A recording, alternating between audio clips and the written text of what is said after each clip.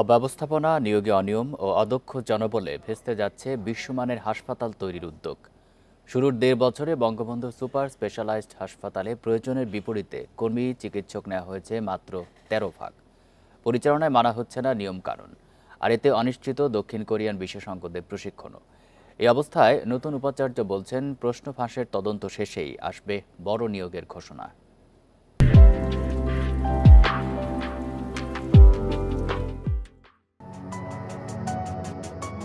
Bangabandhu super specialised হাসপাতাল যাত্রা শুরুর ১.৫ বছর পরও নেই রোগীর ভিড়, নেই চিরচেনা কোলাহল।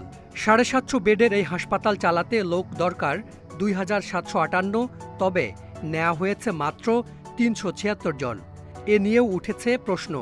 বলা হচ্ছে, বেশিরভাগ পদেই সুযোগ পেয়েছেন অদক্ষরা। ইভেনও যে নিয়োগও যেগুলো হচ্ছে সেগুলো তো আমরা কিছু জানতাম না। হঠাৎ করে একজন এসে বলে যে আমি প্রজেক্টে এসে নিয়োগ পাইছি। একটা দক্ষ জনবল ওখানে প্রথমেই দেওয়া উচিত ছিল, সেটা করা হয়নি। ওখানে রিক্রুটমেন্টগুলো করা হয়েছে ব্যক্তিগত ইন্টারেস্ট কিংবা মানে ব্যক্তিগত ইন্টারেস্টের জন্যই বেশি রিক্রুটমেন্ট করা হয়েছে। যে আমাদের এই ক্যাম্পাসের নিয়োগ বাণিজ্যের নামে একটা বিশাল দুর্নাম আছে। চিকিৎসক নিয়োগ থেকে আরেকজন চিকিৎসক পয়সা নেয়, এটি পৃথিবীতে সম্ভবত বাংলাদেশেই সম্ভব। কথা ছিল, বিশেষায়িত সেবা দিতে কনসালটেন্ট পদে এখানে আসবেন দেশের সেরা চিকিৎসকেরা। অথচ শুরুতেই নেওয়া হয়েছে ৪৪ জন মেডিকেল অফিসার। অভিযোগ উঠেছে, একক ক্ষমতা বলে অ্যাডহক ভিত্তিতে তাদের নিয়োগ দিয়েছেন সাবেক উপাচার্য। এই মেডিকেল অফিসারদের বেশিরভাগই বিভিন্ন বেসরকারি মেডিকেল থেকে পাশ করা।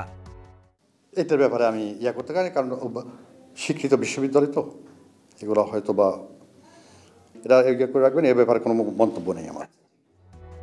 পরিকল্পনায় ছিল এখানকার চিকিৎসকেরা বাইরে প্রাইভেট প্র্যাকটিস করতে পারবেন না।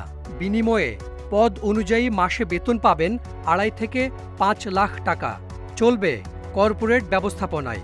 ১০ লাখ টাকা বেতনে আসবেন একজন প্রধান নির্বাহী। সেসব ভুলে গিয়ে চালানো হচ্ছে সরকারি প্রতিষ্ঠানের আদলে। ডেফিনেটলি নন প্র্যাকটিসিং করতে হবে। নন প্র্যাকটিসিং না করলে ডেভেলপড হবে না। এগুলো আমার ব্যক্তিগত আইডিয়া বলতেছি, এগুলো যেন সবগুলি অ্যাড্রেস করে একটা আলাদা আইন করে দিতে হবে। দক্ষতা বাড়াতে প্রথম ধাপে দক্ষিণ কোরিয়ায় প্রশিক্ষণ পেয়েছেন ১৫৯ জন। অভিযোগ আছে, অপ্রয়োজনেও সেখানে গেছেন অনেকে, ফিরে এসে যোগ দেননি কাজে।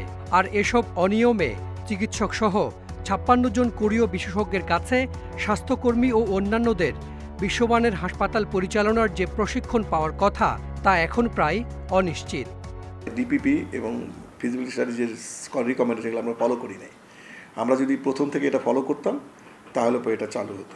এবং এটাতে কিন্তু কোরিয়ান গভর্নমেন্টও কিন্তু খুব হ্যাপি না। তারা বারবার চিঠি লিখেছে যে তোমরা এটাই করো, এই করো। এই অবস্থায় নতুন উপাচার্য বলছেন, দক্ষ চিকিৎসক পেতে দরকার আলাদা বেতন কাঠামো।